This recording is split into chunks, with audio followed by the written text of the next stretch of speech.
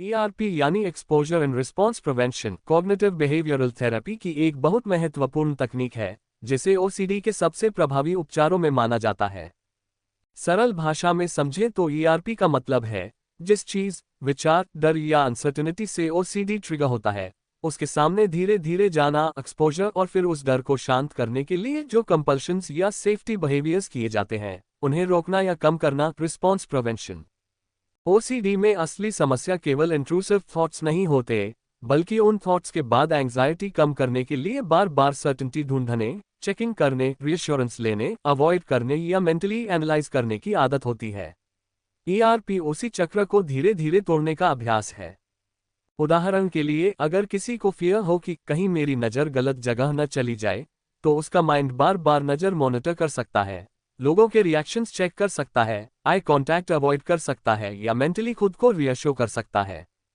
ERP में व्यक्ति धीरे धीरे ऐसी सिचुएशंस में रहना सीखता है, लेकिन कंपल्सिव चेकिंग और रीअश्योरेंस को कम करता है।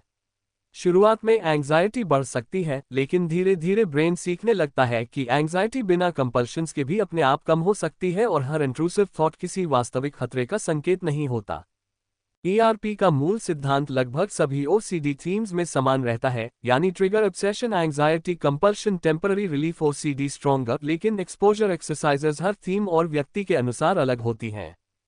कंटैमिनेशन OCD में एक्सपोजर गंदी लगने वाली चीजों को छूना हो सकता है और रिस्पॉन्स प्रिवेंशन बार बार हाथ न धोना।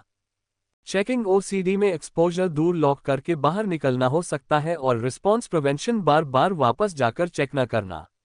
सेक्सुअल स्टेरिंग या प्योर OCD में एक्सपोजर सोशल सिचुएशंस में रहना हो सकता है और response prevention mental reviewing, gauge checking और रीअश्योरेंस कम करना हो सकता है। यानी ERP का फ्रेमवर्क समान रहता है, लेकिन उसके एक्सरसाइजेस व्यक्ति की स्पेसिफिक फियर्स और कंपल्शंस के अनुसार टेलर किए जाते हैं।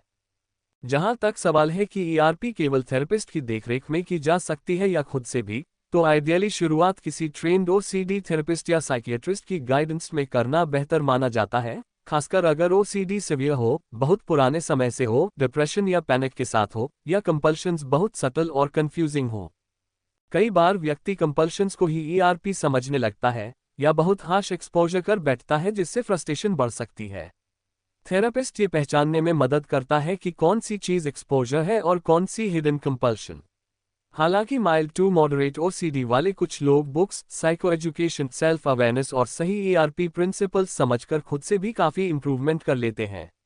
लेकिन सेल्फ ERP में भी धीरे धीरे स्ट्रक्चर्ड और बैलेंस्ड अप्रोच जरूरी होती है।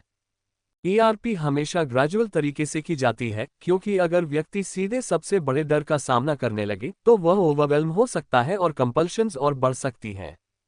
इसलिए आमतौर पर फियर हायरार्की बनाई जाती है, यानी कम एंग्जाइटी देने वाली सिचुएशन से शुरुआत करके धीरे धीरे कठिन सिचुएशंस की ओर बढ़ना। उदाहरण के लिए, स्टेयरिंग OCD में शुरुआत केवल लोगों के बीच कुछ देर बैठने से हो सकती है, फिर बिना फोन देखे बातचीत करना, फिर ब्रीफ आई कांटेक्ट मेंटेन करना और धीरे धीरे अधिक ट्रिगरिंग सोशल सिचुएशंस में रहना। उद्देश्य यह नहीं होता कि व्यक्ति परफेक्टली कंट्रोल करना सीख जाए, बल्कि यह सीखना होता है कि अनसर्टेनिटी और डिस्कम्फर्ट को बिना कंपल्शंस के टॉलरेट किया जा सकता है। ERP का सबसे महत्वपूर्ण हिस्सा ये समझना है कि इसका गोल थॉट्स को फोर्सफुली हटाना नहीं है। कई लोग गलती से इंट्रूसिव थॉट्स को सप्रेस करने लगते हैं, लेकिन इससे थॉट्स और स्टिकी हो सकते हैं। ERP में फोकस इस बात पर होता है कि थॉट आने पर कंपल्सिव रिस्पॉन्स धीरे धीरे कम किया जाए।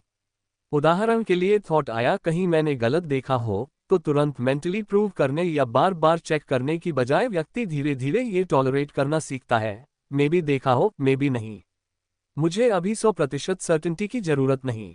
शुरुआत में यह अनकंफर्टेबल लग सकता है, लेकिन यही अनसर्टेनिटी टॉलरेंस धीरे धीरे OCD की पकड़ कमजोर करती है।